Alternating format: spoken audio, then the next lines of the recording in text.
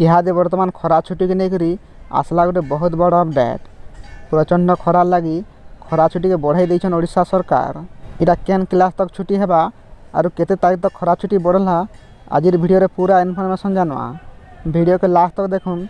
जदि आमर चैनल रे नुआ अछन वीडियो के गोटे लाइक कर चैनल के भी सब्सक्राइब कर दऊँ। देखुन देशर बहुत राज्य रे इहादे भी प्रचंड खरा हेउचे ताल अधिका उत्ताप पिलामानक लागि विपद साजिछे।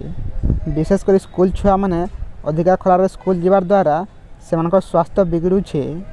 इता के दृष्टि रखी अष्टम श्रेणी पर्यंत पिलामानक ग्रीष्म छुट्टी के बढ़ाई दिया जाइछे। गला वर्ष भी प्रबल खरार लगी ग्रीष्म छुट्टी 15 दिन अर्थात जून 30 तारीख तक वृद्धि पाइथिला।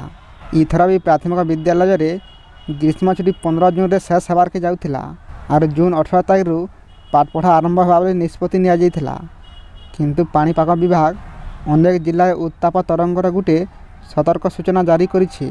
अधिका खरार छोट छुआ मानकु स्कूल जीवा कष्टकर होउछे आरु इटा सेमानकर स्वास्थ्य लगी भी विपद हो पारे। इथिर पिला मानकु अंशुघातर आशंका भी रहितिसी। राज्यर शिक्षक संघर सभापति अनिल यादव मौलिक शिक्षा मुख्य शासन सचिव को चिठी लिखि प्रचंड खरार लगी छुट्टी दिन वृद्धि करवार के दाबी जणाइथिले। सेथिलाई 1 ରୁ 8 श्रेणी तक पिलामानकर खरा छुट्टी 30 जून तक बढ़ी पारे। आसबार काली माना जून 16 तारीख रे इता सठिक इनफॉरमेशन घोषणा हवा केते दिन तक छुट्टी बढ़वा जे।